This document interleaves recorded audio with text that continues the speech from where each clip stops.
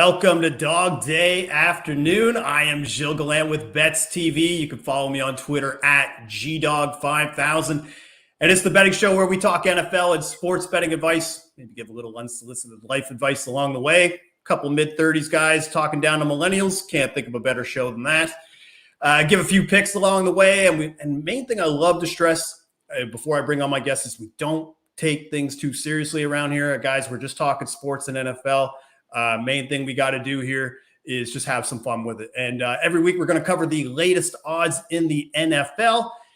And I love to give a platform to people I'm a huge fan of and talk shop with. And one of these people that I have on today is just, to me, probably the master motivator of gambling Twitter. It is Sharky Waters Nation. Sharky, welcome to the show, my man. Thanks for having me, Gilles. A blessing to be here. I just got off the air talking to my man, Jay Money. NBA's back October 19th. We circled it on the calendar midsummer. We are here. It's a blessing to be here. And ultimately, we're talking football today. We're talking hot takes. We're making some jokes. We're not drinking beers. Maybe we should be. It's 2 o'clock in the afternoon. Why wouldn't we? Maybe a little fitness after this. But, Jill, let's ride the wave and let's get into it. Well, the one question I always like to ask my guests before they come on the show, just kind of like pre-show prep, is what's your role? What do you do? And I didn't even bother asking you that at this time. I just made up a role for you. You were the head of content and motivation. That's what I'm calling you right now. To me, that like the type of content and video content that you're bringing to the masses for gambling Twitter, I think is unrivaled. And then, of course, a lot of what you do as well is there's messaging in between that advice of just kind of the ways to kind of better yourself, and not only just as a sports bettor, but just to be a good person in life. And I think a lot of the things that you bring to the table need to be heard by a lot of people. And that's one of the things this is just basically a platform for me to talk to people I'm just huge fans of. So again, being able to bring on a guy like Shark, awesome things. So Shark, we're going to get started here.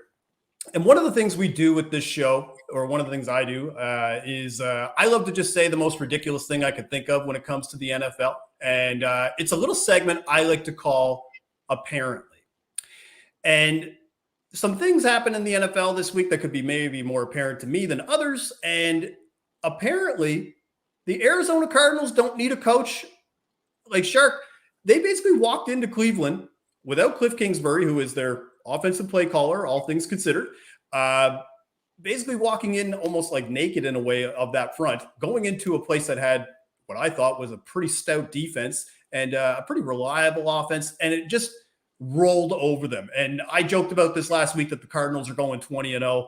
I mean, that seems a little far-fetched, but at this point, is it apparent to me as it is to you that the Arizona Cardinals are the best team in football? Best team in football is a bit of a reach because I think, we grew up watching ESPN, a lot of mainstream media outlets. They're not really looking at it from a gambling angle. It's a lot of just surface level of what happened recently. So for me, saying who's the best team in football, I'm looking forward to 17 weeks of regular season football plus the playoffs. 7-0, of course, or 6-0 stands alone.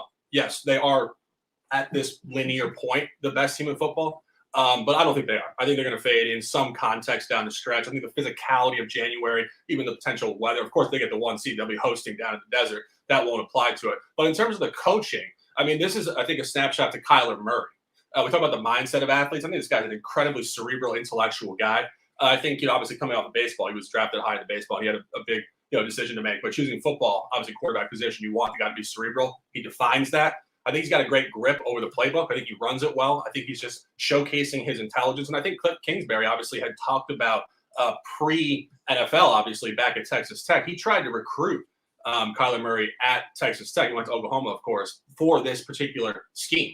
And then just the comedy, the intrigue of sports is how something that was supposed to happen in college in a totally different model of football can come into a professional league at the highest level and work really well. So I love what they're doing, but I don't know if they're going to be there in February.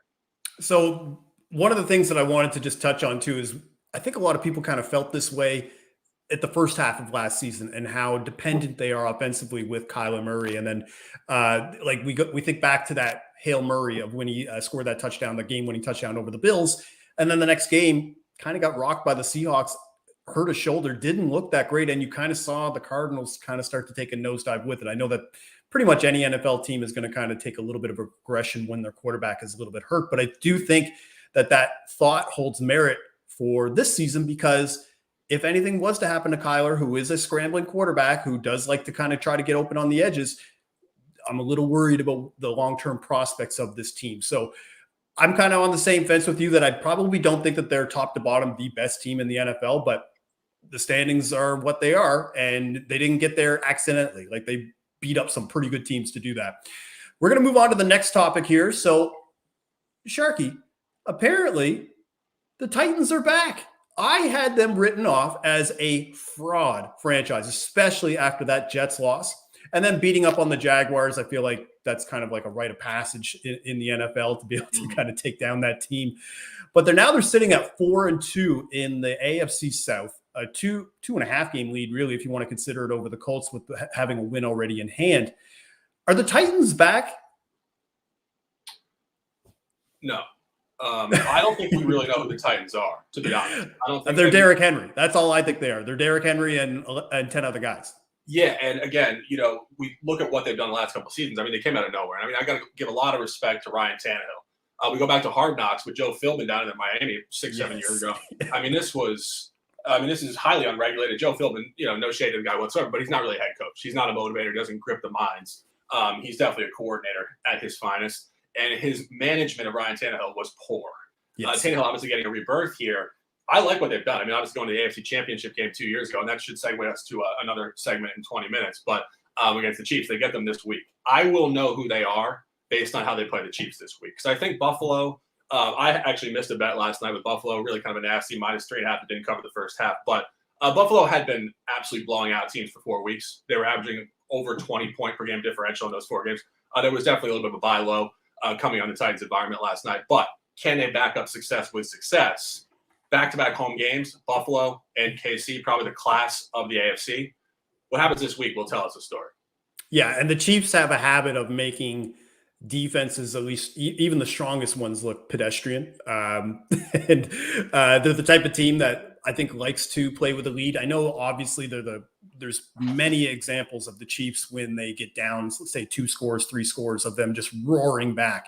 And I don't think that their defense can really allow them to do that anymore. I think week 1 kind of threw us off the scent a little bit when they did that to the Browns. And you've seen that now going forward, that they're just not able to kind of summon up the ability to be able to overcome some of their defensive shortcomings. And then sometimes, obviously, Patrick Mahomes maybe trying to get a little too fancy out there. His pants are a little too fancy sometimes. And, sometimes these shovel passes are just almost like why? Why did you have to do that? I mean, it looks pretty, you know what I mean? But at the same time, it still results in the same thing. And so with the Titans, I do agree that I don't want to call them all the way back, because I think we're going to see not even just the Chiefs game. I think there's going to be some other games that we're not even thinking of, that we're going to be looking at the Titans as like, okay, they should roll over this team. And then they just get smacked in the mouth. Like that Jets game, again, I will never forget that game for the rest of the year, because we could talk about motivation, we could talk about skill and talent, but there is no way on paper or even just talent-wise that the Jets should have beaten the Titans that week. So if you let that game down, even with all the injuries that you had, I'm not going to take you seriously going forward, especially when you have like talents like A.J. Brown and Julio Jones at wide receiver, and you're barely utilizing them to their fullest potential. And I get it with Derrick Henry being such a mismatch. You want to utilize that as much as possible. But, man, like you're going to run him into the ground literally, because he's running like 35 times a game. So that's kind of been my concern as well. Just like he is such a freak that maybe he's the type of running back that won't have that regression. Like, remember, they used to have that magic number, like 370 touches or 370 carries. And then the following year, they just fall off a cliff. Henry's built different, and I just don't know if the team is. So basically, I think we're going to see Offensive Player of the Year again for Henry at this rate, but I'm not sure if I could fully say that the Titans are back, just like you think as well. We're going to move on to the third topic now, Shark. This one is a little bit of a layup, I think. I don't think I'm really going to get much resistance when I come back here on this one. But apparently, the Lions are going 0-17. I'm done with them. I can't trust them to win a game in the fourth quarter and to put it away. Their next 4 games are against, they're like 10 point, is huge double-digit dogs against the Rams. They host the Eagles. That is a winnable game, but I still think that they'll lose that game just because their pass defense is so bad, and run defense in general. And then Steelers, I think they'll lose that one again. Browns as well. So it's just starting to shape up to be just a season from hell from Detroit after Dan Campbell came in and Jared Goff coming in at quarterback. Is it apparent to me as it is to you that the Lions won't win a game again in 2021? Well, I appreciate you asking me this because this is not something I had thought about before. So I quickly pulled up the schedule and I'm looking at it now. I think that you might find a potential victory in one of three spots. At Broncos on December 12th. Broncos are clearly overvalued off the first few games. Obviously, last week, losing by 17 points to the Raiders as a 4-point favorite. That was a shock to me, actually. I thought it was going to go the other direction off the Gruden issue. But also at Falcons on 12/26 after Christmas. The Falcons' home games have been open season for the road team to come in there and win.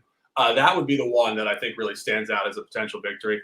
And there was one other one, but those are the top two. I think they could steal. I think they probably get one. And maybe when they host, I think they hosted the Bears already, but maybe they might be able to sneak one past the Bears. I don't think they could beat the Vikings, even though it was very close in their first matchup. I think the Vikings had them figured out. It was just more of a circumstance. And then we're not even going to talk about the Packers, whether or not they have a legitimate shot hosting them. Speaking of the Packers, I wanted to talk about some futures odds for a few teams that caught my eye, especially with what's been going on through the first 6 weeks of the season, because I do think that there are some good buy low or even buy high situations, depending on how you view it, with three specific teams. And the first team I wanted to review with you, Shark, is 4 futures odds with the Green Bay Packers. And now the Packers, their Super Bowl odds, they're 11-1. Aaron Rodgers MVP odds are 11-1. Matt LaFleur way down the list for Coach of the Year at 25-1. And finally, the Packers to win the NFC at 6-1. Now, Shark, I pose this question to you as a hypothetical that if you had to put a unit of your hard-earned money on one of these 4 futures, which one would you feel comfortable doing it with? It's a great question. Just looking at it here loosely. I think to win the Super Bowl is actually the best bet out of this group. It is, but I'll let you continue. Why I was going to say I think by default, if you're getting implied odds 2-1 just to win one extra game off the NFC title game, the value would be there in the Super Bowl more so. And I do think if they get to the Super Bowl, the AFC is wide open right now. And again, the Chiefs, I expect the Chiefs to find another level going forward in the season. But again, it might not happen. It's very difficult to repeat that 3 straight years in professional football. This is not the NBA. It is not, I call it 5-on-5, no pads to coast. You get your ass beat in this league. And 3 straight years playing all the way to the end, particularly off of COVID and all the different issues they've had to deal with. This is really, really hard on the mind and the body. And I think they've obviously showcased this early season. But if they do get that far, I could see a team from the NFC taking them down in the Super Bowl. Or they might not get there. But I do think, I've been saying this for years, Aaron Rodgers, outside of all numbers and actual legitimate statistical forecasting, he should win his second Super Bowl. He's so good. And, of course, there are a lot of guys in NFL history. Dan Marino, coming to the top of my head, didn't win one. But I think Rodgers is even a class above a guy like Marino. And I think just really a narrative point, I think he gets one. And if he does, why not this year in complete open season? So here's what I was going to say. I wasn't sure where you were going to go, so I already had kind of like a counter in my head. But I agree with you where I think the Super Bowl is actually the best value at 11-1 because at their current pace and with the schedule that they have remaining, it's very likely they're going to get the 1 seed again, which means they're going to host them. They're going to play in the NFC Championship again, likely because the road will go through Green Bay if you want to win the NFC. Then, if they're 6-1 to win the NFC, who are they likely going to face in the Super Bowl in the AFC? Let's say Buffalo. Let's say Kansas City. Let's say Baltimore. Let's just use those 3 teams as an example. Of those 3 teams, I think Green Bay would be favored in the Super Bowl against Buffalo or Baltimore. I'm not really sure about Kansas City, but maybe. I'd have to see kind of how the rest of the season goes and the injury position. But if that's the case, you're getting the favorite in the Super Bowl at likely minus odds kind of thing at 11-1 for nearly double the value. So I think and again, depending on how you feel about that Bucks Packers game this past January, you could maybe argue that the Packers should have won that game. Like, depending on, the way that you want to view it, and it's very subjective.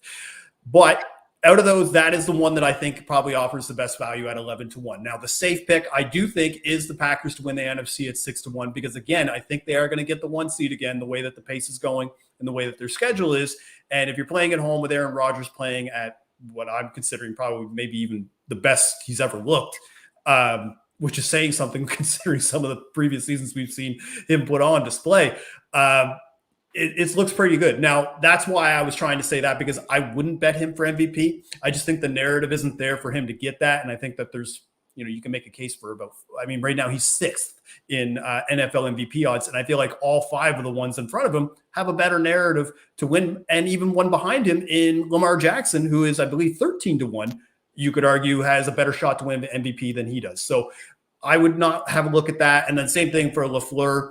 I wouldn't even bother with that. I think Brandon Staley with the Rams at this point pretty much has it locked up. So, yeah, I think we're in agreement to win the Super Bowl at 11-1. So, but again, I do think a safe pick at 6-1 isn't a bad bet. I just think you might as well go with the value if you're just going to sit there, because more than likely they're going to be favored at home in the NFC Championship game anyway, no matter what NFC team comes into play.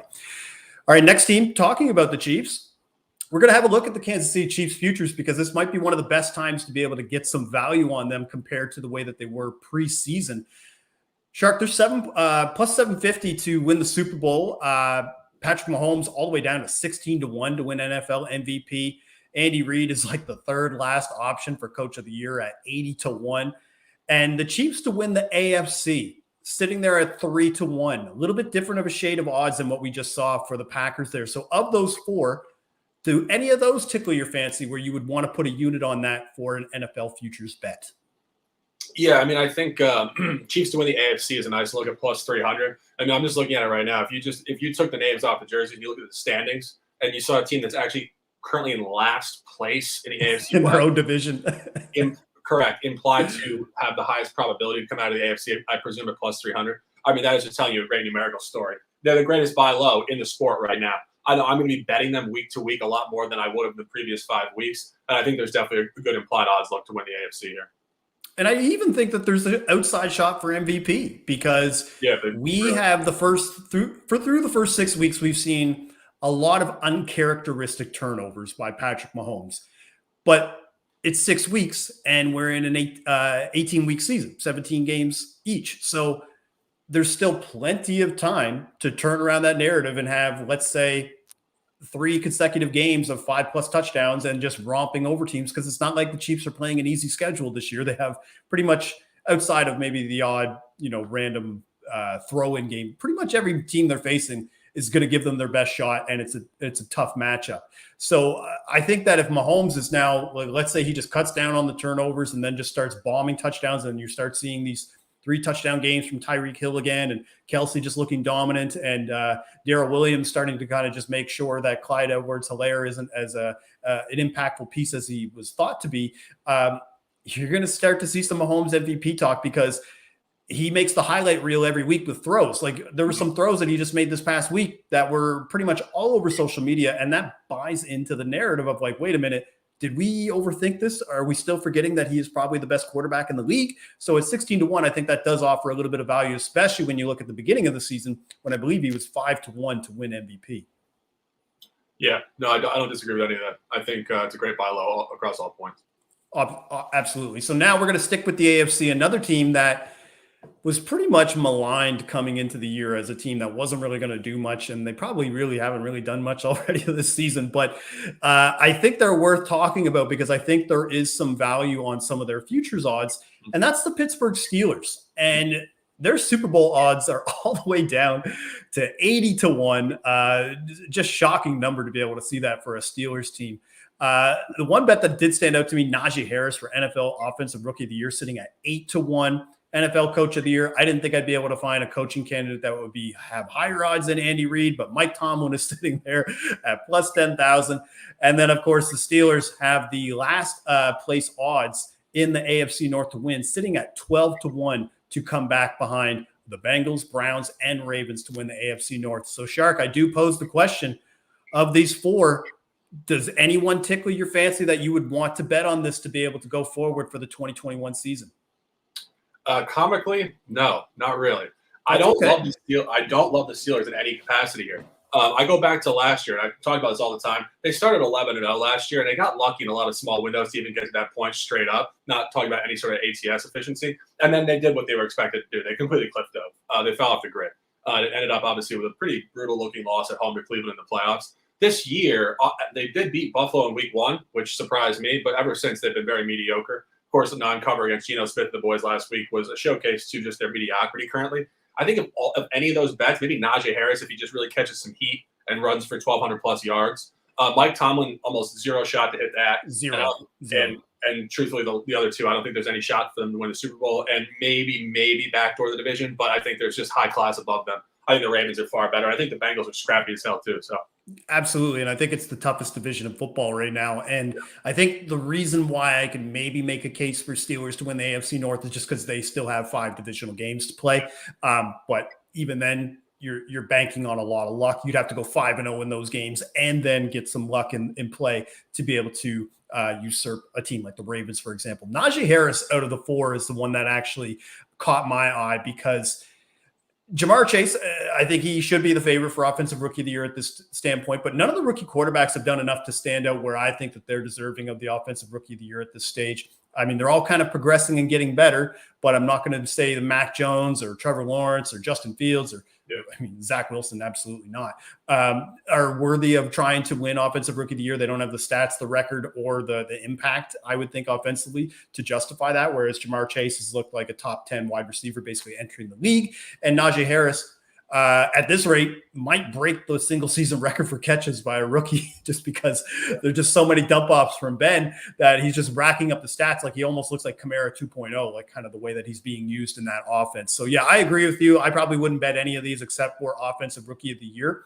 But I think just at this point as well, with Pittsburgh, just they're kind of like in, I don't want to say no man's land, but just kind of in this NFL purgatory where it's kind of you have to kind of crap or get off the pot here with Ben Roethlisberger because otherwise you're kind of just this is what your team is. And I think a good representation of what the team could be was what we saw 2 years ago when Ben went down in week 2 and you were seeing the kind of the Mason Rudolph, Devlin Hodges experiment, but they still finished with 8-8 and their defense was fairly solid in that game. And I think that's what kind of carried over to last year. To that 11-0 or 12-0 start before the wheels just completely fell off with injuries to like the guys like Bud Dupree and some of their pass rushers as well. So those are the futures odds this week. So yeah, we're looking Najee Harris is a maybe, buying low on any Chiefs futures, and then of course Packers to win the Super Bowl at 11-1, looking nice and tasty. Week 7, Shark. A couple games caught my eye. I sent you some spreads. I wanted to know your thoughts. I'm going to read these 4 games. And I wanted to know of the 4, is there any that you've got a side or a bet on right now? So that would be, these are lines from BetMGM just as of a couple minutes before the show started. So Bengals plus 6.5 versus the Ravens. That actually moved now to Bengals plus 6. The Chiefs were minus 4.5 versus the Titans. And even though the Titans won that game, they've now moved to, the Chiefs have now moved to minus 5.5. Colts plus 4 versus the 49ers. And that's now moved to Colts plus 3.5. And Panthers minus 3 versus the Giants. That is held steady at Panthers minus 3. Do you have any kind of initial thoughts? I know it's only Tuesday. Yeah. We probably haven't dove too deep into it. We're still kind of digesting what just happened in week 6. Yeah. But do any of these 4 games stand out to you, Shark, that you're going to want to put a bet on right now? Yeah, I have a look on all of them. I got your prompt. I went and I sat on the toilet, not to be explicit, and I looked at these games for about 15 minutes. This is what the Shark does. I spit knowledge, and we talk about it. I got 4 takes, so we're going to go business. Panthers on the road. I love fading the Giants at home. You saw what the Rams did to them last week. They play well in the division. That is the Giants exclusively. That's it. Panthers coming here on L3. Darnold back in New York. Maybe doesn't sit well with him. Fortunately, he's not in the Jets locker room. He's in the road locker room against the Giants. I like the Panthers. Chiefs at Titans. I like an over here. I think that this is just a showcase to points skyrocketing in Titans home games. They somehow started the season 0-2 against the overs, 38-13 in the opener, which was actually a hook loss. It was 51.5. What, by 1 point or a half point? Yeah. Yep. And then you saw last night it skyrocketed. I had that actually personally. I posted another play, but whatever. I had the over there. I like the over here. You go back, the last time these 2 teams played, it was the AFC Championship game in 2020. The Chiefs did clean them up in Kansas City in a frozen tundra Kansas City environment. Go back 2 years ago, Mahomes came into Tennessee. Tennessee did beat them. by 3 or 4 points on a similar figure. I do lean Chiefs against the spread here from that standpoint. When Vegas puts the same number in the same stadium off a loss, they're telling you that was more of an outlier. It should come back the other direction. And again, it speaks to what we just talked about. The Chiefs are definitely in a buy zone sustainably here. I like the Bengals at the Ravens. The Ravens absolutely handled the Bengals twice last year, just blowouts, 38-3 and 27-3 in Baltimore. Again, line environments. Baltimore laid minus 12.5 points at home and beat them 27-3. Now in the same stadium the following year in a double revenge game, actually a quintuple revenge game. They have not beat them in 5. It comes down to 6.5. So the books are telling you a totally different story. And you look at what Cincinnati did in week 2 or 3 at Pittsburgh in a divisional road game. They won outright 24-10. I think it speaks to their functionality in the division. I think it speaks to Joe Burrow upward movement. And of course, the Ravens are on their 3rd straight home game before a bye off of a blowout. A huge win against Justin Herbert. Definitely let down spot. Bengals are a very, very good look. And was there one more game or was that it? No, well, there was Colts Niners, and Colts is plus 3.5 on the road to the Niners with Colts Trey Lance. And Colts for me are in a buy zone. I think if you look at what they did, they've been close. Obviously got terribly backdoored on Monday Night Football at the Ravens.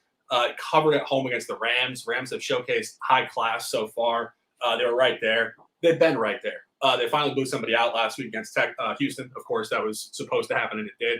But I would lean the Colts to continue this upward movement. I think San Francisco, unfortunately, the quarterback situation is a little too inconsistent right now, and the Colts should show some upward movement here. Yeah, and so for myself, of those 4, I was already locking in Colts money line. That was actually my first bet of the week. Yeah. I just think the 49ers, offensively, they're going to be a little inept with Trey Lance. And we've seen, obviously, he's going to get better. Every rookie quarterback does. But some of these throws that you're seeing that he's doing like over the middle they're disasters.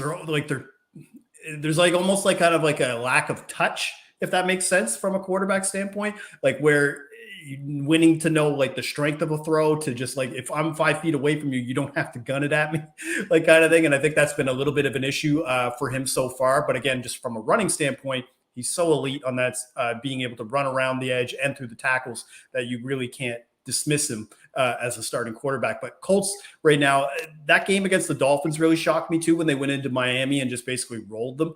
And I really thought that they should have beat the Ravens again. I feel like the Ravens are a good team and they deserve to win, but I felt like the Colts pretty much did everything they could and still lost. And even I don't know. Maybe I'm just kind of on my own island here. I just think that the Colts are a little bit better than what their record shows at 2-4. Yeah. And then the Bengals, I'm actually a little concerned with. That was the one game, like I think the Bengals are a good spot here, like from a plus odds spread at +6. Don't know if I love them to take them on a money line. And that's kind of because of the fact that I think the Ravens have figured it out in the 4th quarter as far as how often to run and how often to pass. And I think the Bengals pass defense isn't that great. And I think actually that will actually assist Lamar Jackson from that standpoint. But again, they're so good. Bengals are so good at passing the ball, and they have so many elite passing weapons. And then, of course, Joe Mixon, who looks great as well, that they have all the offensive tools to be able to walk it down on pretty much any defense. So that's my biggest concern on taking a money line or taking a Ravens -6, for example, is just because of that aspect of getting backdoored. Panthers -3. Honestly, I just think their defense is just way better than people are giving them credit for as well. I think that Vikings game, people kind of forget that the Vikings offensively, in my opinion, are elite. And I know that that's saying something for Kirk Cousins because I've been crapping on Kirk Cousins pretty much since Washington days. But they can move the ball on pretty much any team right now. And I mean, there's one game that they didn't really play that well offensively against the Browns, but pretty much every other defense they've been able to do that for. And that's why I think the Panthers defense, I think, again, they're playing now Daniel Jones and a weakened Giants offense compared to the Vikings, who were coming off a loss and kind of needed to get that win and still kind of held them in check all the way till about overtime. So I'm with you there. I think the Chiefs game is probably the only one where I'm still kind of, I think I need to see one more game from the Chiefs of being dominant. And that might be to my detriment. I might not get as decent odds going forward in a matchup like that. But it's one of those things right now where the Chiefs, their defense just scares me too much to believe in them to be able to hold a lead in the 4th quarter. I know that they can come back from one. Like I know that using that AFC Championship game as a perfect example, 2 years ago, they were down by 3 scores and just roared back. I mean, Patrick Mahomes, I think, ran for like a 70-yard touchdown in that game, like if my memory serves. So that's all I'm saying is just that's what with the Chiefs, that's probably the only thing that I would probably be like a little iffy on, just like, oh man, I want to take the Chiefs here so bad, but I missed out on the -4.5, to be honest, because they were -4.5 yesterday and now up to -5. It might even go to -6 by the time we get to kickoff. Mm-hmm. So now these 4 games under our belts, got a pretty good idea of kind of where we're standing here. And we'll probably end up sharing those on Twitter as well to all of our Twitter followers. Again, you can follow me at GDawg5000. You can follow my man Shark here at Sharks and Sports. And with that topic in mind, you and I are both fairly, I guess, I don't know what's a word, prominent, I guess maybe you could call it, on gambling Twitter. And I asked this question to all my guests because I love all the followers that I have, but sometimes it doesn't leave me a lot of leeway sometimes with the way that social media is for people to understand maybe sarcasm or tone and just kind of understanding that, again, the main slogan of the show, we don't take ourselves too seriously around here. We're just kind of messing around and doing sports betting here. I want to know, Shark, from your perspective, why do people in gambling Twitter take everything we say so seriously? Like we're running for office, like we're politicians. Like it's almost like every comment we make, like yesterday I made a comment about Emmanuel Sanders with a holding call. I was like, cut him. And then somebody DM'd me, is like, what are you, an idiot? Like, kind of, and I'm just like, man, why every comment that we take is like gospel or truth? And I just wanted to know from your perspective, why do you think that is? Well, I think it's a deep-rooted issue, actually. I think it's the fact that we were taught that the written word is very official, right? And before 2000, as a very loose point, there was really no internet. There wasn't any social media before 2005. Twitter didn't start till 2008. So what you're getting is a societal conflation here, where now everybody has the power of the pen in an official sense on the internet, but they're largely lacking accreditation. So guys like us, we're blessed to be able to have this platform and talk, but it takes away our ability to have any sort of casual conversation because everything now is official, right? And I run into it all the time. I'm fortunate to have created an environment for myself where my followers know there's a lot of conversational aspect going on, and I'm not giving them an official take at all times. And Jay Money and I also started calling it an official take for a reason, to define that.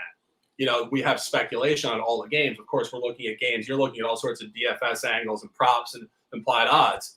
You would be doing the customer and the follower base a disservice not looking into detail on all the angles. So you have commentary on it since you went so deep on it, but it's an unofficial comment. And again, I think it's just the nature of the internet right now. You know, people, it's an amazing thing that people don't have to go through 30 years of some sort of institutionalized process to get to a point where they have a voice, which is, of course, what happened for a long period of time in this country. But the other side of it is that now everybody has a voice. So people find it hard to regulate what's official and what's not. And by default, people take things far too seriously. Absolutely. And the two things that I would actually bring up, just an example. So like Joe Osborne, one of my good friends, our kids play together. Like we've been friends a long time. We'll chirp each other on Twitter, just like as if we're texting each other, like just messing around. Like, you know, and people will literally like DM me. Like I've had DMs, like these white knight bots. They're just like, hey man, leave my man Joe alone. Like, you know, or whatever. It's just like, what are you talking about? Like, yeah. And so that's just an example as well. But I think another reason why, and I'm bringing up another coworker, Ian McMillan, he brought this point up when I asked him this question a couple of weeks ago. And I agree with him, is that I think people bet too much money on games. And I know that sounds almost counterproductive in the industry that we are in. But I think a lot of the time people try to get rich quick. That's why you see sportsbooks reporting obscene numbers every month for parlays and the revenues that they take in as a result. And then you're just seeing like people kind of react like when a spread doesn't go your way, like the first half of Buffalo last night, where you had a 3.5 and they only won by 3. You know, I know that there was probably some people who were probably punching holes in the walls and like, you know, and probably can't pay rent now because they were just overextending themselves and kind of taking advice from guys like us who don't bet like that and don't overextend ourselves and understand bankroll management. And then taking that too far. And I think that's kind of what I have seen in my time in 3 to 4 years on being in gambling Twitter and amassing this kind of following. Now, the one thing that I will say is, just like yourself, I'm very lucky that I have a lot of day ones who've been supportive, who understand the process, who are more into the educational aspect of the content that I create, more so than just, here are my picks, have a good day, like kind of thing. Because I think that's the one thing that people are kind of losing sight on, is that I have a lot of new followers that kind of join up. I'll have one good week of touchdown scores where I'm hitting a guy who's plus 500 or plus 300, and then I don't hit, and they're like, so where are the winners? Like, what's up? Like, I thought you were the guy. And it's like, man, like, variance is so important if you don't understand that. And I just wanted to know what your thoughts are on that.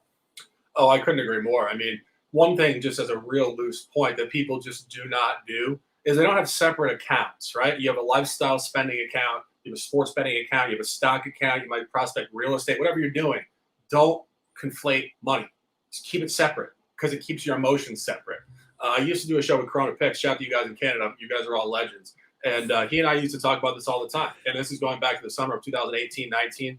And the same thing, just bankroll management, understanding how the endeavor itself has to stand in a completely different environment where you're not getting emotionally involved. Bankroll management in sports betting should be 40 to 50 units in one roll at least. And you should never be wagering more than 1 unit. And of course, as you said, the major problem here is that it's misbroadcast by books how people win. You know, they never ever send out a newsletter saying, so, you know, Sharky Waters Nation, Gilles Gallant, Dawg 5,000. He won 1.2 units this week, going 12-10. And he's done that for 50 straight weeks, up 50 units. He's done that. Not a sexy tweet. Right. Precisely. And I mean, trust me, like I try to, you know, not accost media because I understand there's a game, there's an angle, but I think for followers, they need to realize most media is shooting you an angle for clicks so that you click their video. Mundane, boring things that are usually sustainable lifestyle habits are boring. You succeed in life by being boring. You don't win the lottery in your life, rarely ever. And that's kind of what they sell you. And people don't know what they're looking at. You know, people aren't really brought up to cap sports or look at data in a professional environment. People watch Sports Center. They see highlights. Then they start betting sports, and they bet based on the highlights they saw. I say this all the time. Half the time you watch Sports Center, 80% of the highlights are actually the team that lost the game. Yeah. And, or the final shot, the dagger for the winning team to cover the spread and win, and then it's over. That's exactly all you see. And it's just we've never been taught how to sports bet. Number one, most of us took a very loose statistics class, like sophomore year of high school, never pursued it further. And most people look at sports as a fan and in terms of the eye test. And capping sports is pretty much the polar opposite of looking at it from an eye test standpoint. Absolutely. And some of these losses that we've taken over the last, I don't know, I'd say like last month, I'm like 0 for October right now. Yeah. Like that's kind of the way that I describe my October, just the way that my touchdown scores have gone. I've hit a few, obviously, to keep my head above water, but just if you were just to use this month of sample size, it wouldn't look very positive for you, especially if you just started tailing me at the beginning of October. And I guess what I wanted to mention, or just at least comment, is that I find sometimes when we get new followers and people who want to be part of the ride and part of the journey, that they might think that this is the norm. And I wanted to know, what do you say? Like, again, this is one thing I said off the top, like you are somebody that I kind of look to from a motivation standpoint. If I'm ever feeling like you know, just had a bad week, I'm down in the dumps or whatever, just, you know, and can't keep my own mental in check. I'll sometimes watch your videos just to kind of just get myself hyped back up. I'm like, right, that's right. Seize the day, get that shit going, you know, kind of thing. And I wanted to know, like, that's a very crappy impression, Cole's Notes version of what you would do in a video. But I just wanted to say, like, what do you say to other bettors or, like, you know, content creators like ourselves who are having this type of struggle or a bad month? Like, what would you say to them to kind of keep them motivated and to kind of get back up and take another swing at the plate? Well, what I usually say, just as a really loose point in life, know your quality and know if you're good at something. And we live in a world now where everybody has to be good at everything. And if you tell somebody you're not good, you offend them and you're an asshole. Just understand your quality. And I do this because I know that I'm good at it. And that is not a brag. It is self-awareness. And I think self-awareness is integral in sports betting and even doing content. Of course, you know, we work on a professional level, but there's a lot of guys that are trying to get to that level. have some awareness. Like, am I good at this? Do I have energy? Do I have, distribution quality? Do I have variable quality in my content? Or is my content the same thing every day of the week? It's super boring. You got to vary it up. All this type of stuff. So that's the outset point.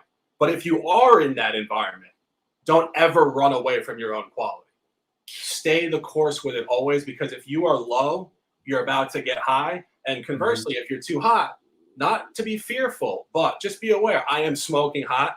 I'm definitely going to lose a few of these little coin flip outcomes in the next cluster, and that's unfortunate. But again, self-awareness is the key. There's way too many people in gambling Twitter that truly are just not good at what they're doing, and they wouldn't want to hear that. They'd say I'm being a jerk. I'm telling you, 50 years from now, you'd be happy I told you that right now. You don't waste your time doing something you're not good at, and you stress yourself out because you intrinsically, subconsciously know you're not good, and it gives you a lot of stress trying to pursue something you're not good at. But if you are good, never run away from your quality. That's a clippable post if I've ever heard it. So just kind of that's why I was putting the note up there. I was like, we're clipping that. All right, now Shark, we do this segment at the end of every show. We like to do a little rapid fire Q&A, and some of the stuff I might have shared with Shark before we started the show, just to give him a little idea, so that way he can have research and spots, to make sure that he's just not blubbering like an idiot, to talk about some games. Because I don't want to make him look like an idiot. I don't think that's very fair of me to do. But this is rapid fire Q&A, and it's got to be rapid fire. So I know that he's going to probably be like, "Oh, this is tough," but I can't wait, because I had his brother on a couple weeks ago, and old man who bets, he did awesome with this. So I'm really looking forward to see how Shark does here. So first question, this one's a layup question. We start this off. Who's winning the AFC North? That's not a layup question. The layup is not that question. I honestly think Cleveland could backdoor this. I think Cincinnati will probably get second. It's going to be a coin flip between Cleveland and Baltimore for me. I think Baltimore by maybe a game, but I think it's tough. Definitely. Yeah, it's going to be much closer. That's what I always say. Is just I think most of the answers have been Cleveland so far through 5 Ravens right now. It's really hard to deny them. All right, now this one's Shark. Shark is like the animal, the shark is obviously a very prominent part of your name and imaging. Going back to the gambling Twitter aspect, and the 2021 Twitter troll in me has to ask, what do you got against Dolphins, man? Absolutely nothing. Absolutely nothing. Let me make a segue point on that. This is something that I was talking about a couple days ago with somebody. There's a lot of guys in gambling Twitter that use whale plays, whale this, whale that. Guys, I don't know how. This is also a snapshot. We just said self-awareness and merit. I think a lot of guys have not spent a lot of time in casinos. Whales are the biggest losers in the casinos. So when you have a whale play, that means this is the biggest losing play I can give. And you call yourself whale capping that means I am the casino's best friend. I am the biggest. So guys, just a snapshot point. Sharks are the ones that dominate, that the casinos don't want to deal with. Whales are like that. But anyway, Dolphins, nothing against Dolphins, obviously. And it was just the 21.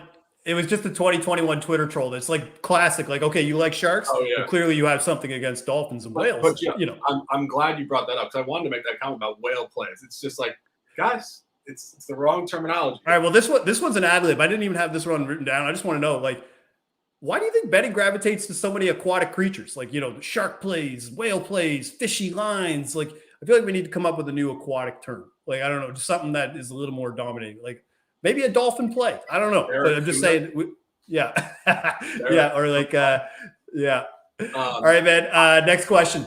This one is a very simple format, but I'm going to present to you with 3 awful people, and you have to decide if you're going to F them, marry them, or kill them. You ready? Okay. First person, someone who thinks the Brooklyn Nets are a more storied franchise than the New York Knicks. Person number 2, someone who doesn't like hip hop and thinks Dr. Dre and Snoop Dogg are characters from a kid's show on Nickelodeon. Person number 3, a person who refuses to bet on sports because it will compromise the game. These 3 people, you have to decide which one are you going to F, which one are you going to marry, which one are you going to kill. F as in have sex? Yeah. I'll let you use your imagination on what the F means. I'll have sex with the Brooklyn Nets female, because there's a lot of beautiful women in Brooklyn. Even if they think that Brooklyn has a more storied basketball franchise than the New York Knicks. Because given the awful template of all three of these people, I have to find the goodness in it, and I can find a very attractive female in Brooklyn that I could hook up with who doesn't know much about basketball, perhaps, and likes the Nets, but I can deal with that. What were the other ones? The hip hop one, thinking Dre and Snoop is from a Nickelodeon show, and the person who refuses to bet because they think it'll compromise the game. The one, if I had to use one of each, it was what? Kill, and what was the third one? Marry. Marry, kill. Oh wow, I might have messed that up. I would also marry the Brooklyn Nets. I would probably kill the one who doesn't think that betting is legit and compromises, because that's a lack of understanding of data forecasting and not being degenerative. And that's something I'm passionate about. I always say to people, do you bet stocks? Do you look at, prognostication in real estate? We're doing that here. So stop shading this, educate yourself first. And to kill them, obviously, hyperbolically here, but oftentimes people are very stubborn of mind. And I think the world, if we ever had to get rid of some people, it would be people that function on massive bias to ignorance and stubborn mind. And that would speak to both. And the Dr. Dre situation, that's just education. I would just bump some next episode, sit here, throw in the Knicks game, and see how they react.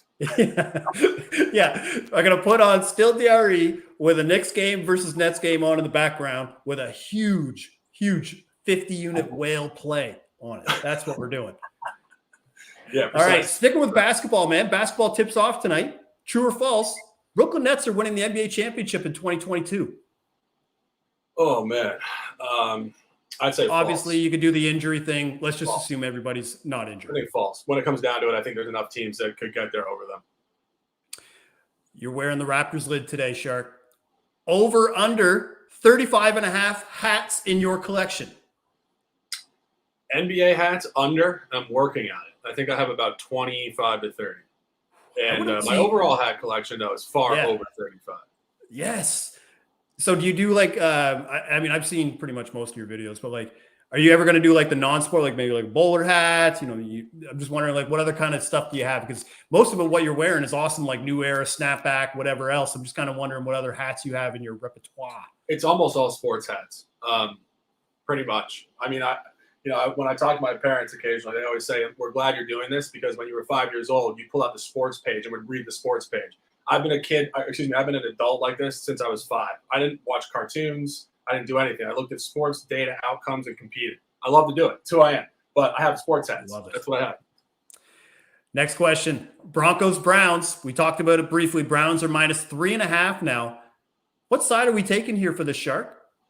This is a tough one. I mean, I think obviously it's a short line, but that doesn't necessarily mean anything in NFL football. We've seen public cluster at the highest level the last couple of weeks. And every time I don't really cap contrarian versus a public market split or anything, but every time I stay the course, oftentimes with my angle recently, it gets blown out. So I don't think that Cleveland theoretically on a short line would not cover this. I mean, they just played an awful game. I mean, Baker Mayfield has a shoulder issue, which could be a problem. I would lean Cleveland here, though. I think they just need to win off an L2 and really an insulting effort against Arizona. And even against the Chargers, too, because in my opinion, that's 2 weeks in a row where I had that defense as like a top 5 defense in the league, and they gave up over nearly 80 points over a 2-game span. So again, you're facing 2 pretty elite offenses, but at some point you have to show up if you're going to be considered a top 5 defense like that. Next question. Shark, if someone offered you 10,000 to 1 odds for the Detroit Lions to make the playoffs and you had to bet a full unit of your money, would you take that bet? And there's no other option? It's 0-6. Yes or no? No, I would not. Good. That's bankroll management. Somebody sees it and is like, you know what? I'm not going to do the Kevin Malone routine of the office that when it's 10,000 to 1 odds, you take it no matter what it is. Here's an 0-6 team in a bloodbath of a conference in the NFC. It's 0%. If anything, if a book is offering it, it should be like 50,000 to 1, in my opinion. If somebody wants to bet that, give me a call, DM me. I'll be your bookie for that one. All right, Shark, final question. Please explain to everyone what ride the wave or get out of the water means. The floor is yours. Well, when I first started the channel, I was thinking just Sharky Waters. And, I actually got the name off of a poker site. There was a fish pond room in a Sharky Waters. And of course, as I said, like whales are the big fish, sharks. I was always like, yeah, we're sharks. We're going to dominate. Like, it's what we do. It's always been my mentality. And I had this name in my mind. When I first came into gambling Twitter, actually, as you mentioned, my brother, Old Man Who Bets, had been in this sphere for maybe 6 months, 8 months prior. So he was in there already, and I didn't really know much about it. I mean, I just kind of came in and just started doing my thing. But as a name, it was just the first thing that popped in my mind, Sharky Waters. But I thought Sharky Waters was too loose. It lacked definition.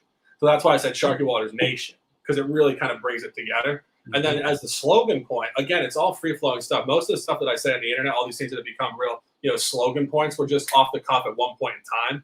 And I said ride the wave or something, actually. And my girlfriend, we were in the kitchen at our other house a couple of years ago, and she said, or get out of the water.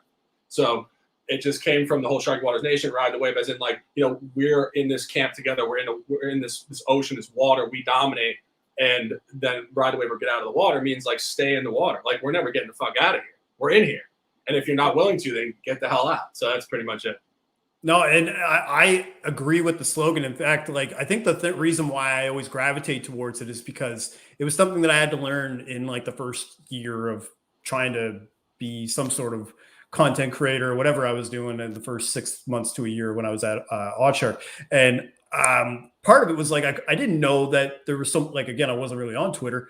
I didn't realize how much like trolls were out there and how bad they were going to like basically chirp you for every losing pick that you do, and how you had to kind of develop a thick skin. And that's kind of one of the things that I took from it, is that like, okay, riding the wave of just the variance of betting, just kind of the way it goes. Like, you're never going to go too deep, but you're never going to be, free willy hopping over the rock wall there. But at the same time, if you're not going to be able to kind of take some of these waves, take some of these hits, but also be gracious when you win as well, even though I'm probably the most obnoxious winner, on Twitter because of my touchdown scores. But I just, that's kind of what I took from it, is that like, look, you're going to have some people who are just dicks, you know what I mean? And just try to take you down as a result. And you got to be able to weather the storm. And if not, then maybe this isn't the best space for you, because people aren't going to change that way. And and unfortunately, we do kind of live in a results-based business and work with that. And,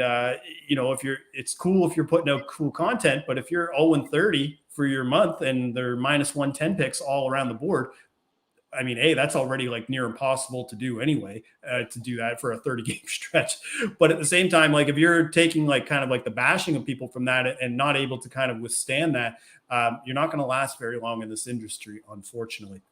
Now, that's pretty much all the rapid fire questions I got for us today. Before we go, Shark, I need you to tell the folks at home how they can find your work and what you've got going on, because I want more people to follow this man and be motivated just like I am.